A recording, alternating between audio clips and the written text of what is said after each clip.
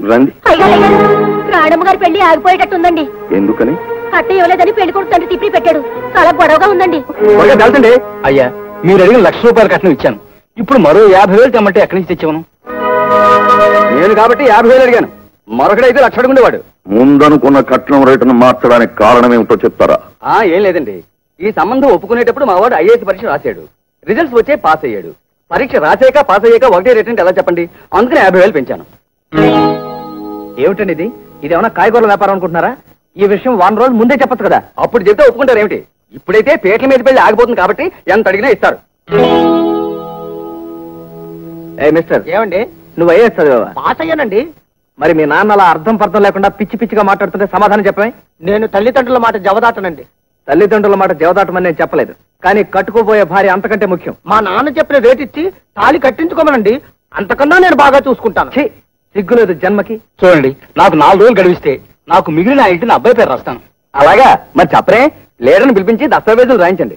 అవునవును, government rules ఎప్పుడు ఏ క్షణాన్ని ఎలా మారుతాయో ఎవరూ చెప్పలేం. అందుకని ఎప్పుడు పనులు అప్పుడు జరగడమే చాలా మంచిది. ముహూర్తానికి ఇంకా 2 నిమిషాలు కూడా టైం లేదు. అవన్నీ ఇప్పుడే జరగాలంటే ఎలాగండి? మేము కోరినవన్నీ మా చేతికి అందిన ముహూర్తమే మంచి ముహూర్తం అండి. ఏమండి, ఇంతమంది జనం ముందు ఒక ఆడపిల్ల జీవితంతో బేరాలాడటం ఏమన్నా బాగుందా? ఆయన ఇస్తానంటున్నాడు. ఏమి ఇవ్వక్కర్లేదు. ఇలాంటి చేతకాని వ్యక్తిత్వం లేని IAS ఆఫీసరే కాదు, ఏ ఆఫీసరైనా నాకు అక్కర్లేదు. మీ తండ్రి కొడుకులిద్దరూ ఏదైనా సంత చూసుకుని చింతపండు వ్యాపారం పెట్టుకోండి. Get out. ఏం పిల్లయ్ ఎగురుతున్నావు? ఇక్కడి నుంచి మేము కదిలేమా నీ జీవితంలో నీకు పిలవదు. ఈ ప్రాంతంలో మా పలుకుబడి ఏమిటో తెలుసా? తెల్లారేసరికి ఇండియా అంతా ప్రచారం చేస్తాను, గుర్తుంచుకో. చాలా సంతోషం. మీది అంత పెద్ద పలుకుబడి కలిగిన కుటుంబమా? అసలు ఆ పిల్లకి పెళ్లే కానివ్వరా? ఎవరిని కట్టుకోవడానికి రానివ్వరా? సరే, అలాగే కానివ్వండి. నువ్వు ఇలా చూడండి, ఇప్పుడే ఇక్కడే మీ బంధువుల సమక్షంలోనే రాణి పెళ్లి జరిపిస్తా. తమ బిడ్డకు కట్నమించి పెళ్లి చేయడానికి తల్లిదండ్రులు బాధపడడం లేదు. తమకున్న సర్వస్వాన్ని తాకట్టు పెట్టి మరీ చేస్తున్నారు. ఆ సహాయతను అసరాగా తీసుకుని ఒక ఆడపిల్ల జీవితాన్ని వేలం పాట పాడుతుంటే చూస్తూ ఊరుకోమంటావా? రై పూర్వం, ఈ వేళ ఇది అడిగారు, రేపు ఇంకోటి అడుగుతారు. తీసుకురాకపోతే దాన్ని నెత్తి మీద పెట్రోల్ పోసి తగలబెట్టరనేమి నమ్మకం. డబ్బు కట్టలతో చేసేది పెళ్లి కాదురా, మంచి మనసు యోగ్యత చూసి చేసేది పెళ్లి. ఆ బాధ్యత నన్ను తీసుకోమంటావా? ఈ పరిస్థితుల్లో నాకు చావడం కన్నా వేరే గత్యంతరం లేదు. నువ్వేం చేసినా నాకు ఇష్టమే. మిస్టర్, బయటికి రా, బయటికి రా. రాణి, వెళ్ళి పేట్ల మీద కూర్చో. రాము, నువ్వు వెళ్ళు. కంగ్రాచులేషన్స్. కూర్చో. అదృష్టవంతురాలమ్మా. నీ మొహానికి బాసికం ఒకటి. రండి బాబు, రండి. ఏం మందే లేదు కానీ లేకపోతే ఎప్పుడో చేయాల్సిన పెళ్లి. కూర్చోండి.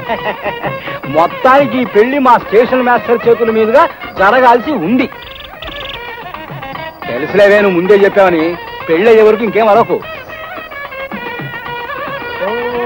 మాంగళ్యతంతునా నేనా మమ జీవన హేతునా కంఠే భద్రామి శుభగే త్వం జీవ శరదాం శతం.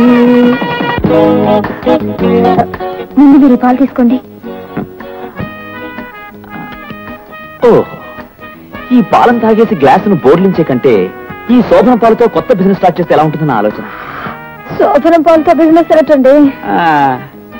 ఈ పాలలో సుగంధ ద్రవ్యాలు కలిపి బాదం పప్పు పిస్తా పప్పు వేసి శోభనం దంపతుల స్పెషల్ అని పబ్లిసిటీ ఇచ్చి గంగాజలాన్ని సీల్ వేసి అమ్మినట్టుగా ఈ శోభనపు పాలను వెండి డబ్బాలు సీల్ వేసి అమ్మామనుకో, అమృతాంజనం అంత ఫేమస్ అవుతుందని నా నమ్మకం. అయినా అన్ని రోజులు పాలు విరిగిపోకుండా ఎలా ఉంటాయండి? విరిగిపోతే పెరుగవుతుంది. అప్పుడు శోభనం పెరుగు, శోభనం మజ్జిగ, శోభనం మిగడ, శోభనం వెన్న, శోభనం కోవాని మొత్తానికి ఏదో విధంగా ఉపయోగించుకుంటారు. కొన్నాక పారేలేరుగా. అయినా మన ఫార్ములా చాలా స్ట్రాంగ్ లే, అంత తేలిగ్గా విరిగిపో. ఆవులింతతో కలిసిన నీ నవ్వు ఎంత అందంగా ఉందో తెలుసా? ఏమండి, కొంప తీసి నా నవ్వును కూడా రికార్డ్ చేసి క్యాసెట్స్ గా అమ్ముతానంటారా? ఓహో, నన్ను పెళ్లి చేసుకుని ఇంకా ఫస్ట్ నైట్ కూడా కాలేదు, అంతలోనే బిజినెస్ మైండ్ వచ్చేసింది. ఇంకా అది ఇది.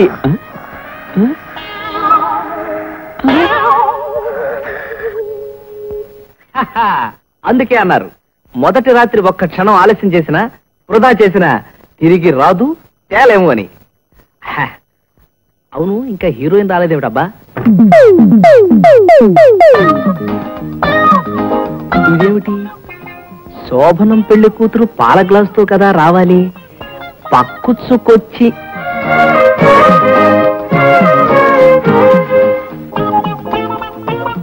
ఓహో, మంచం అవుక కిందే బాగుంటుంది. అసలు మంచం చూడు బాలే. మేం ప్లాట్ఫామ్ మీద కూడా కిందే పడుకునేవాళ్ళం. 9 డౌన్ వచ్చినా సరే మెలకు వచ్చేది కాదు. కిందే బాగుంటుంది. కానీ భర్త కింద పడుకోవటం బాగుండదుగా. మీరు మంచం పైన పడుకోండి, నేను కింద పడుకుంటా. కిందైనా పైనైనా ఇద్దరం కలిసి పడుకోవాల్సిందేగా. నీ ఇష్టం, నాకేం అభ్యంతరం లేదు. కానీ నాకు అభ్యంతరం ఉంది. మీరు అర్థం చేసుకుంటానంటే చెబుతాను. పొద్దున్నే నిద్ర లేచాక సావధానంగా నువ్వు ఎన్నైనా చెప్పు. ఈ రాత్రికే మాట్లాడాలా? అవును, ఈ రాత్రికి అన్ని విషయాలు తెలుసుకుంటే తెల్లవారేటప్పటికి మనసు కుదుట పడుతుంది. చూడండి, నా జీవితంలో మొదటి నుంచి నా భర్తకు ఒక స్టేటస్ ఉండాలని, ఉద్యోగం, హోదా, కారు, ఒక ఫ్లాట్ ఉండాలని అనుకున్నాను. ఒక ఆడదానిగా నా కోరిక తప్ప? తప్పులేదు. మిమ్మల్ని చూసి సరదా పడేదాన్నే గాని ఏ రోజు మిమ్మల్ని పెళ్లి చేసుకోవాలని అనుకోలేదు. మరలా అనుకోవద్దు, నేనేదైనా మొహం మీదే చెప్తాను. పర్వాలేదు, చెప్పు. ఇప్పుడు మిమ్మల్ని నా భర్తగా మనస్ఫూర్తిగా అంగీకరిస్తున్నాను. ఎందుకంటే జరిగిపోయింది మనం మార్చలేం కనుక. కానీ జరగవలసింది మార్చుకోవటం మన చేతుల్లో ఉంది గనక దాన్నైనా సరి చేసుకోవాలన్న ఉద్దేశంతో నేను ఒక నిర్ణయానికి వచ్చాను. నీ నిర్ణయం ఏదైనా సరే దానికి నా పూర్తి సహకారం ఉంటుంది. థ్యాంక్స్. ఈ సమస్య ఇంత తేలిగ్గా తీరుతుందనుకోలేదు. అదేమిటో చెప్పు, వెంటనే తెలిచేస్తాను. మీరు ఒక మంచి ఉద్యోగం సంపాదించాలి, అలాగే మంచి స్టేటస్ సంపాదించాలి. ఓకే. నేను ఎలాంటి భర్తను కావాలని కోరుకున్నానో అలాంటి భర్తగా మీరు మారాలి. షూర్. ఈ రాత్రి గడవని, ఆ తర్వాత నాలో వచ్చిన మార్పుకి నువ్వే అదిరిపోతావు. ఈ రాత్రి గడిచాక మారటం కాదు, మీరు మారాకే ఈ రాత్రి గడవాలి. మీకు ఉద్యోగం వచ్చేదాకా ఈ గదిలో మీరు నేను కేవలం స్నేహితులం, భార్యాభర్తలం మాత్రం కాదు. ఇందులో తప్పేమీ లేదండి. 100% కరెక్ట్. సంసారంలో పడ్డామనుకోండి, సాధించవలసిన దాని మీద దృష్టి ఉండదు. ఈలోగా పిల్లలు పుట్టి సంసారం పెరుగుతుంది, అప్పుడు కరువు వస్తుంది. ఉన్న తెలివితేటలు కూడా ఆకలి మంటల్లో మాడిపోతాయి. అందుకని సంసారానికి కావలసినవన్నీ తీర్చిదిద్దుకుని జీవితాన్ని ప్రారంభించామనుకోండి, తృప్తిగా ఉంటుంది. Good night, good night, good night, good night, good night, good night, good night, good night, good night.